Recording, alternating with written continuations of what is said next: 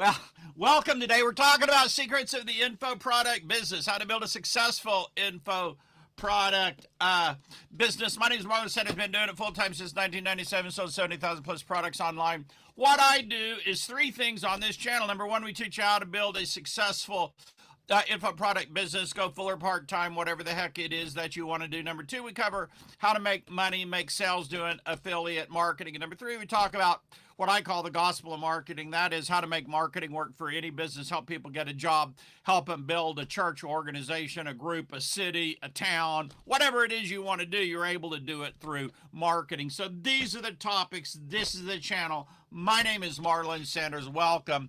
Let's talk about how do you build a successful info product business. We're going here with step number one. Step one. Everything comes down to your lead generation. So you got to know where is it and how is it that you're going to get customers. Now, I got most of my customers via my affiliate program.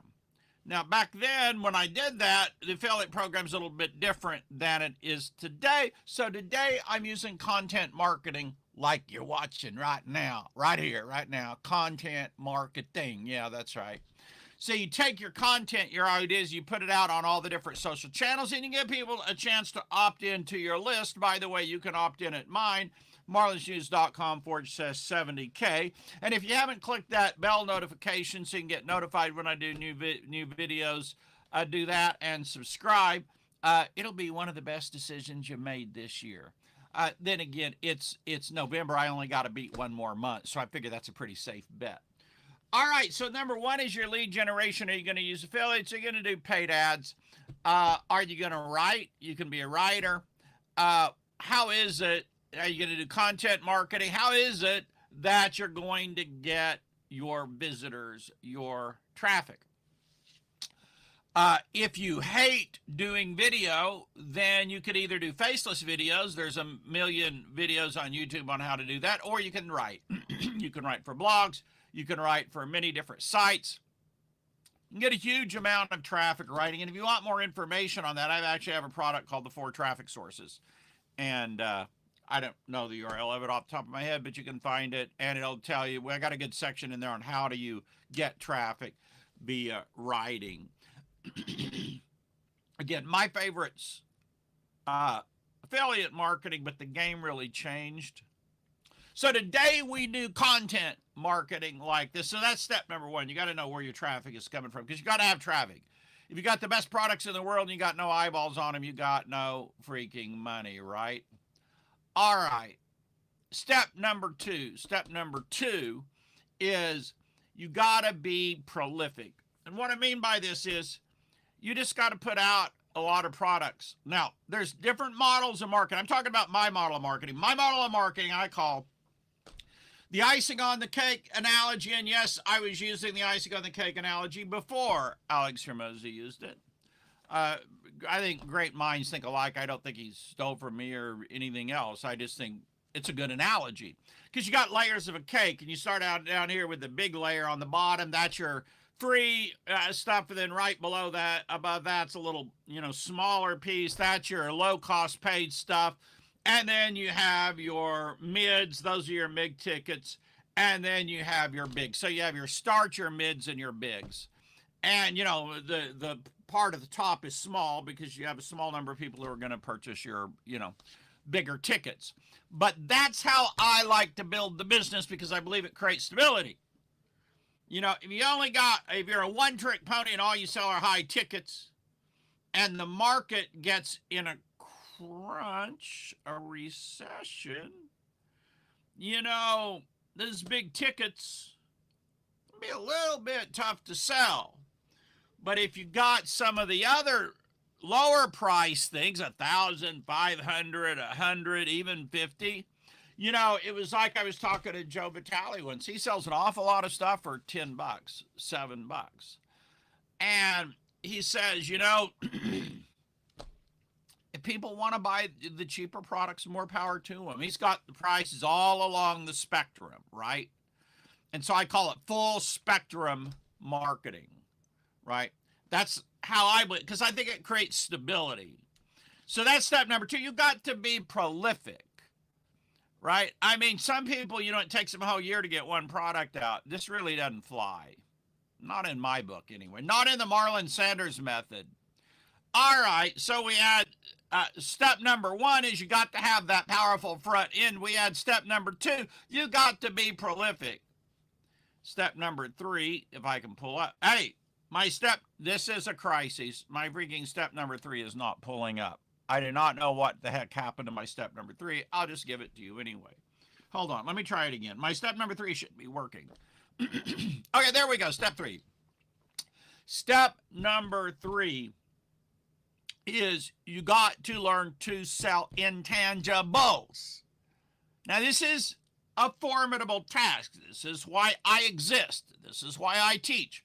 This is what I help you know how to do. Because you're selling, it's a total intangible. Whatever, if you're selling information, you send them a book or a notebook or something, they can touch it. But basically, you're selling an intangible. Because that notebook's worth 10 or 15 bucks. If you're charging 100 bucks for it, the differential is called perceived value. You have to learn how to create perceived value. You say, Marlon, don't just tell me what to do. Tell me how to do it. How, pray tell, do I create perceived value? Well, what you do is you use a tested, proven marketing sequence. The one I teach and have taught around the world in 120 seminars is called the 12-step marketing system. So you got the short version is you have like your headline, which gets people interest, your opening, which pulls people into the letter. You typically have a story where you talk about the problems that they have, and you talk about the solution that you discovered and found in the big picture terms.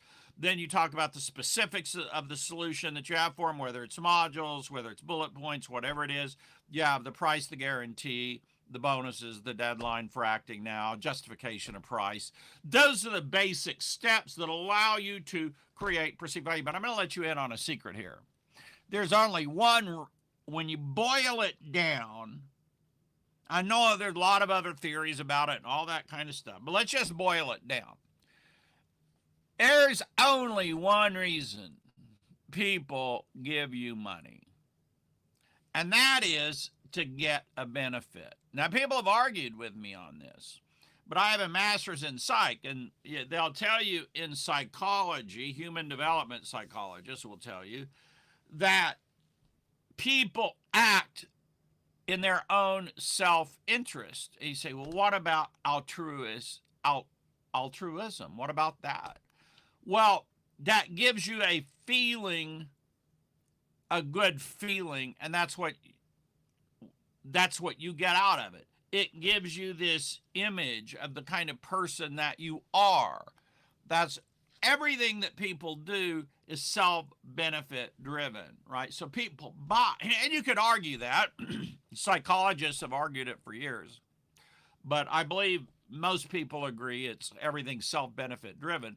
But I will say this, in terms of buying and spending money, people buy because they want a benefit. The best definition of benefit that I've heard is from Michael Masterson in his sales copywriting course. He said it this way. He said, the benefit is the connection between your product or service over here, and on the other hand, their needs, their wants, and their desires. And the benefit is how your product or your service is going to help them get their needs, their benefits, and their desires, and the benefit makes the connection, right? So let's just take somebody that mows lawns for a living. The feature is they're going to mow your lawn. What's the benefit? What your needs and desires that it meets? Well, you're not going to be embarrassed because, your grass has grown too high and all the other neighbors have nice cut grass. You're not going to get a fine from your homeowners association for having, a nasty letter for having grass that's too tall. You're going to look out at your lawn. It's going to look nice and pretty, and you're going to have that feeling of satisfaction that you have a nice, beautiful lawn, and it meets the aesthetic need of beauty, right? So that's the correlation between the feature and the needs, the desires, and the wants that the person has, and the connection between the two is the benefit. That's the only reason people give you money, right? Now there's elements in there. There's proof.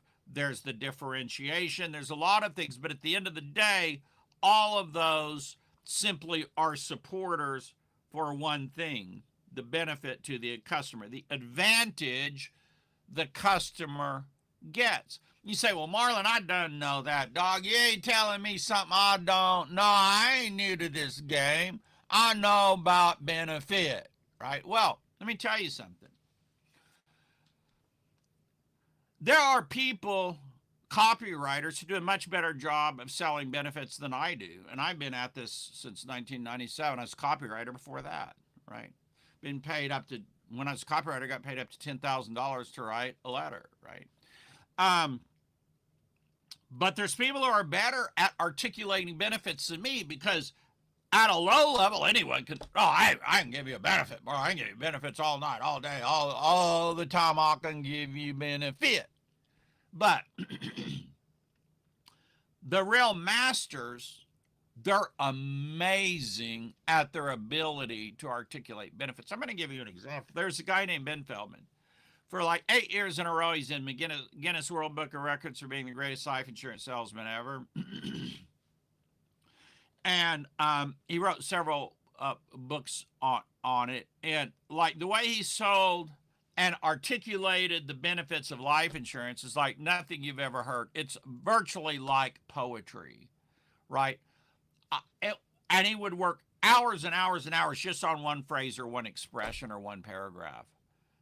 Simply amazing, right? So what I'm saying is, yeah, I know benefit. I know all about benefit. Well, yeah, but how good are you at actually articulating benefits, right? Because if you read sales letters written by the top pros in the world, it'll be like, wow. The way they blew that up, the way they illustrated it, the way they dramatized that benefit, holy cow. That's amazing. I'll give you an example. How do you sell self-improvement? How do you sell self-development? Right? How do you do that? By the way, well, if you're on live, welcome. Thank you for the chat. If you sell self-development, if you sell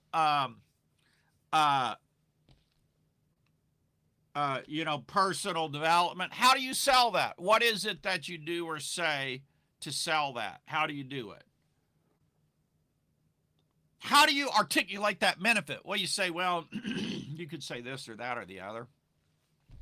All true. But, sometimes there's nothing like a demonstration.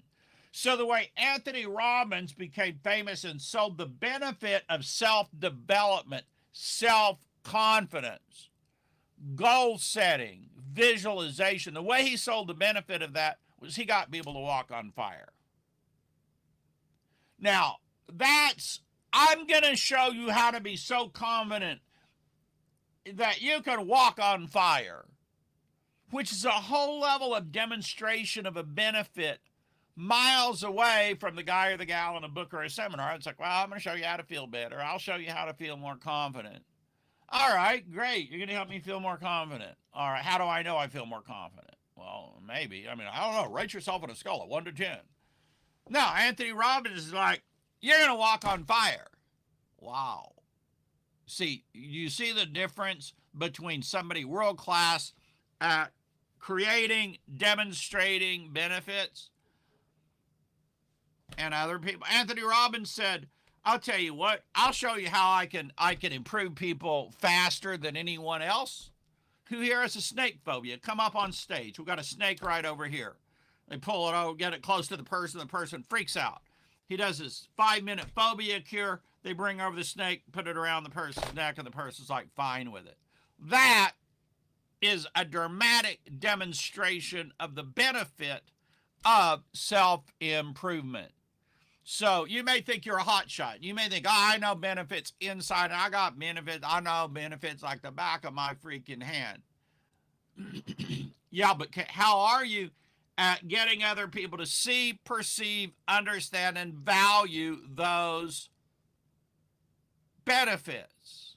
How are you at dramatizing those benefits? It's like the TV commercial where they put the car polish on the car and set it on fire, and they put it out and the car's fine, right? You know, so all I'm saying is the thing that makes people buy is the benefit.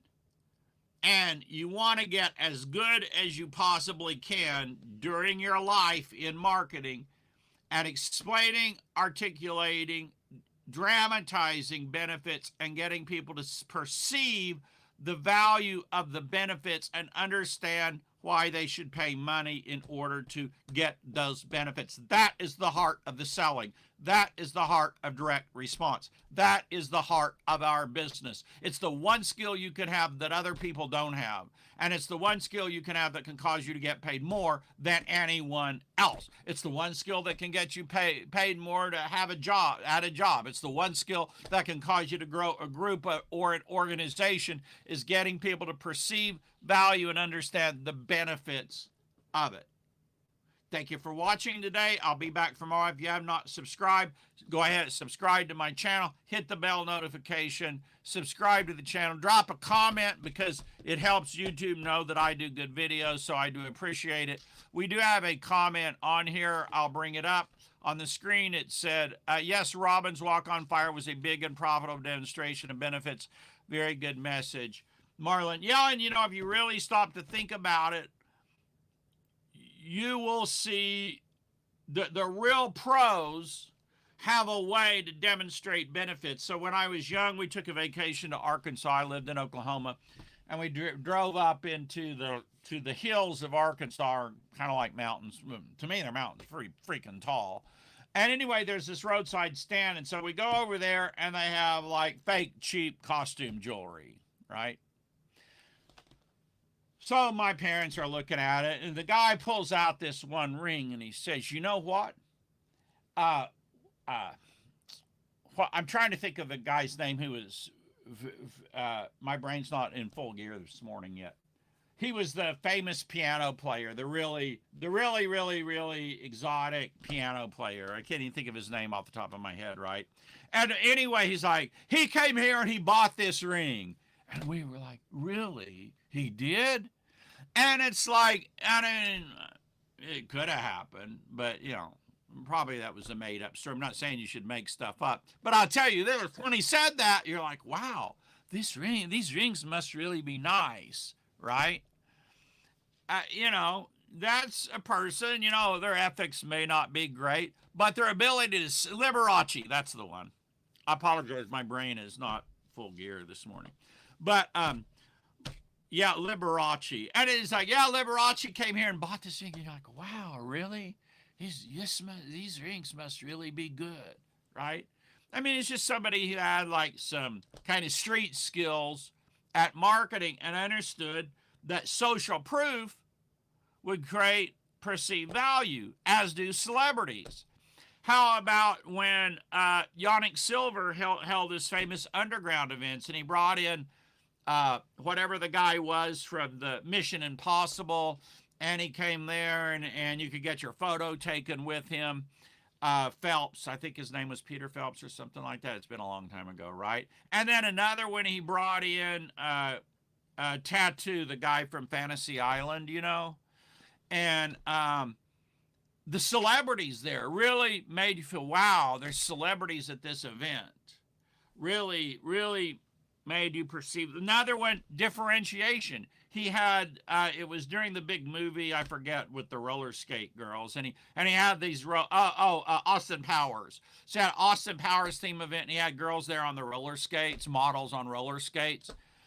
I mean, a flair for the dramatic, the showmanship that really makes you perceive benefits of an intangible or a relative intangible, right? You can never get too good at it. You can spend a lifetime studying it. I know I love it. You'll never get bored in marketing because there's always something to learn. There's always something that you can be better at, right? And That's the beauty of this business. All right, you all have a great day. Thank you for being here. Thank you for commenting. Please tell a friend about this. And if you go to the community tab, in fact, I have a little graphic there. And if you post it on Facebook, you can get something free for me. You all have a great day. Bye.